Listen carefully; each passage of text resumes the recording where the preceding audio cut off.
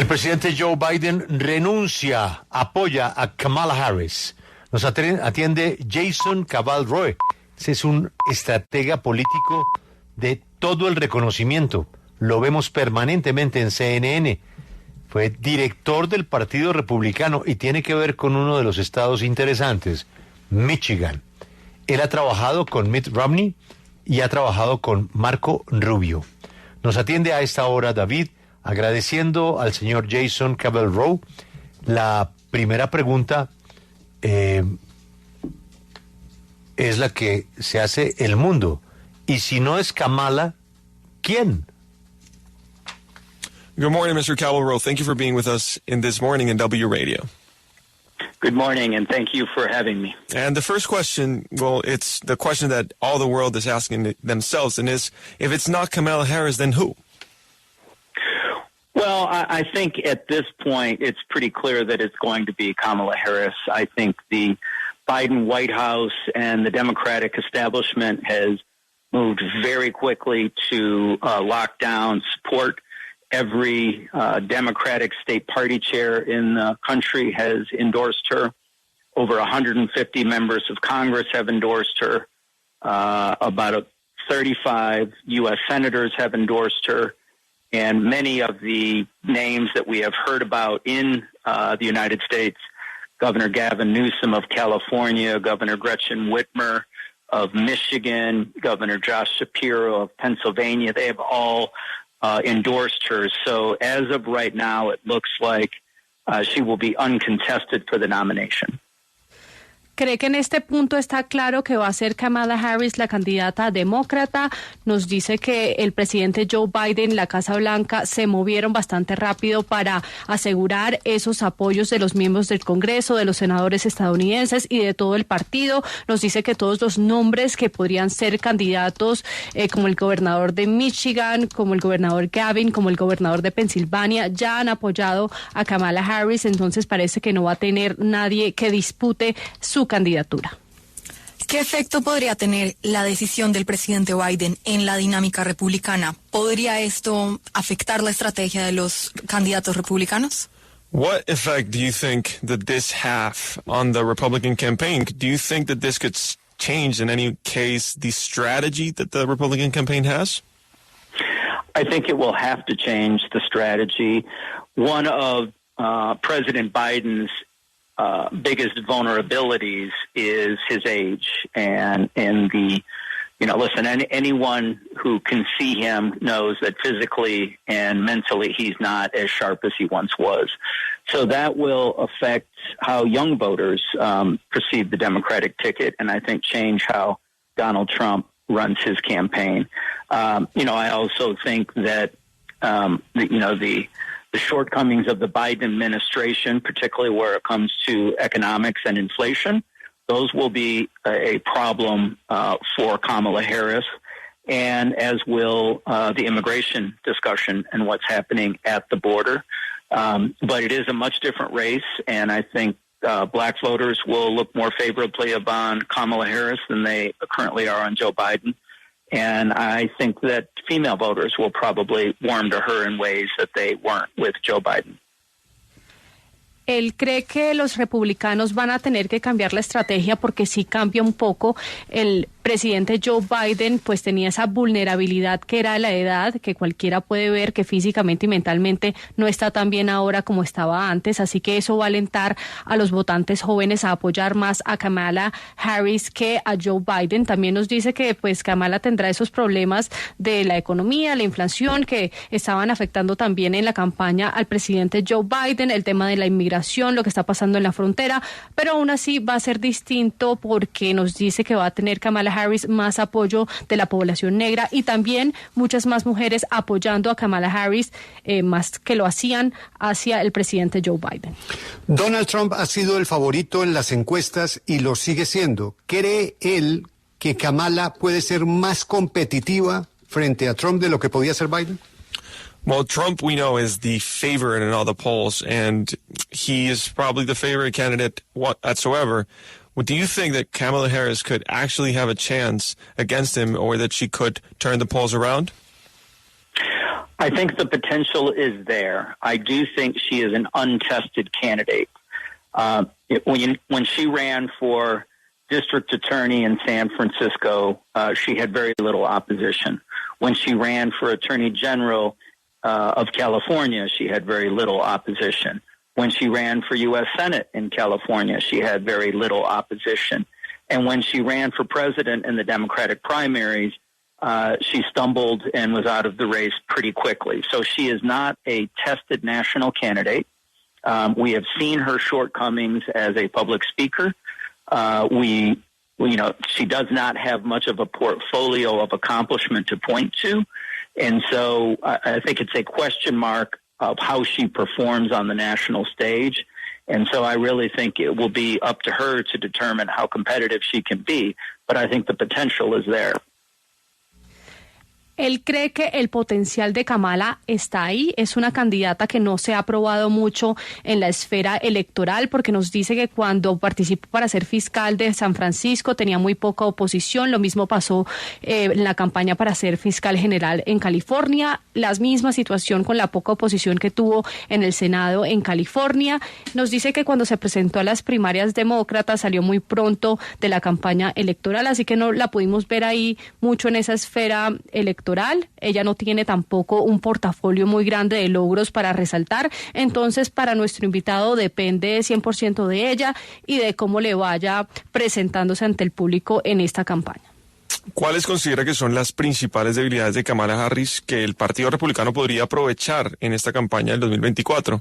Mr. Caballero, what do you consider to be Kamala Harris' main weaknesses that maybe the Republican Party could take advantage of in this 2024 campaign?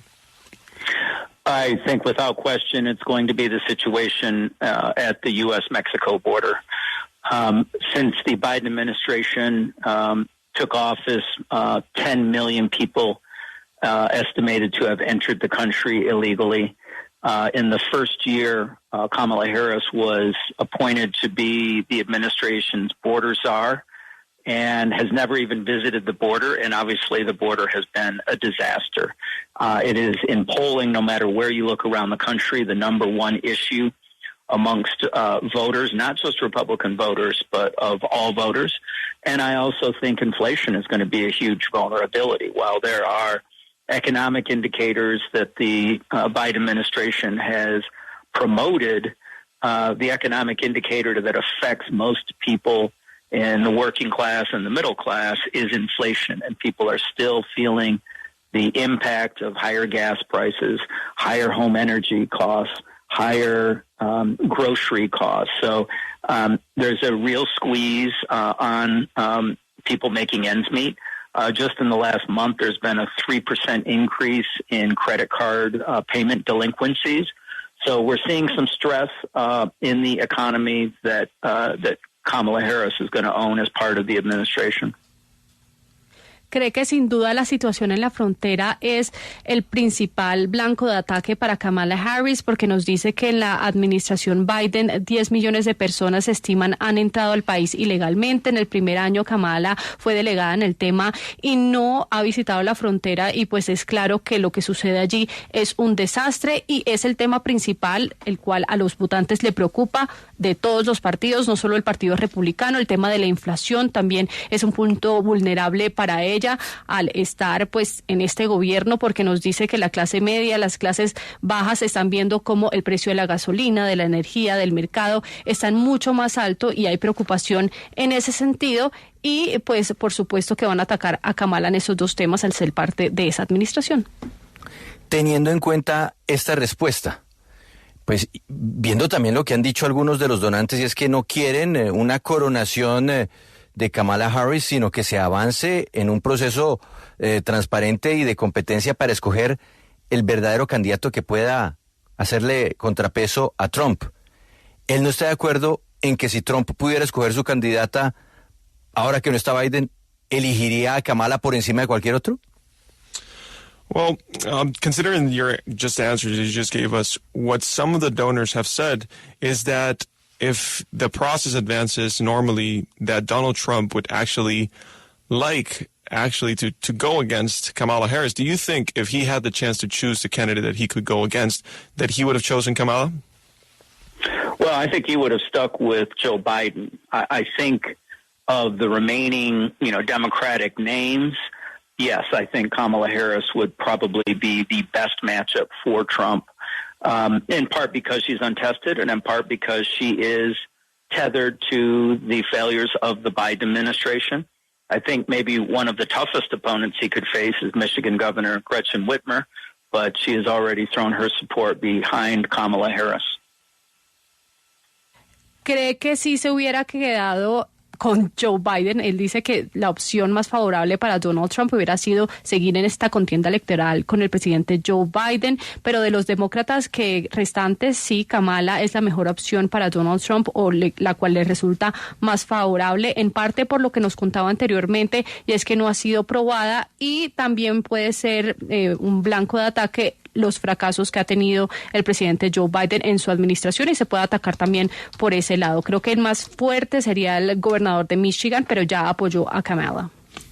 ¿Cómo cree que los votantes independientes responderán al anuncio de Biden? ¿Cree que se inclinarán hacia Harris como candidata? How do you think about the independent voters? How do you think they're going to react with this decision that Joe Biden resigned from the candidacy? I think there are opportunities for Democrats to improve their standing with independent voters with the change from Joe Biden to Kamala Harris. It's a fresh face. It's a turning of the page. I think one of the big concerns for American voters is Joe Biden's age. And I think, removing him from the ticket removes one of the biggest hurdles that they face. So I do think as we look at polling in the next week or two to see how this race shapes up, we will see some improvement in the image of the Democratic ticket with independents. But I think it will probably be a week after the Democratic National Convention until we see polling that truly shows us where this race is. Él cree que es una oportunidad para mejorar el voto de los demócratas entre los votantes independientes. Nos dice que Kamala es una cara fresca y pues ya los demócratas quieren pasar la página con todo este tema. Una de las preocupaciones que tenían los votantes con respecto a Joe Biden era su edad y ya quitaron, digamos, esa piedrita del zapato de la balota electoral y es uno de los principales obstáculos que enfrentaban y que ya no está. Entonces él sí cree que se puede ver una mejoría en la imagen de los demócratas entre los votantes independientes.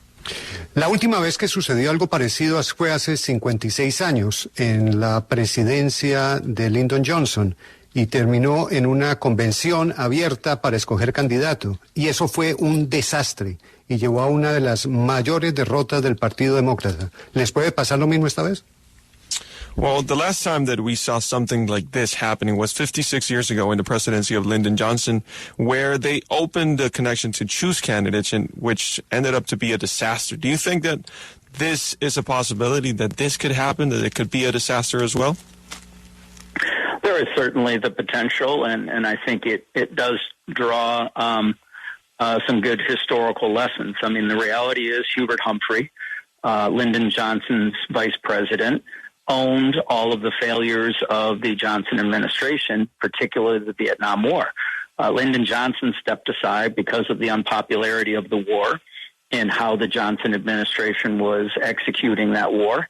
And, Hubert Humphrey was never able to get out from underneath that problem. And so I think as we, look to where we are today, Kamala Harris faces very much the same risks that Hubert Humphrey did 56 years ago. Well, thank you so much for your time in W Radio, Mr. Jason Cable. It's been a pleasure having you today in our show. Thanks for having me. Have a great week. Hay lecciones históricas que nos deja ese caso del presidente Lyndon Johnson. En este caso tenía muy mala popularidad por la guerra en Vietnam y el vicepresidente Humphrey nunca pudo salirse de la sombra de esa responsabilidad y cree que Kamala Harris está enfrentando algo muy similar en este momento porque también puede ser juzgada por los fracasos o errores que haya cometido la administración de Joe Biden.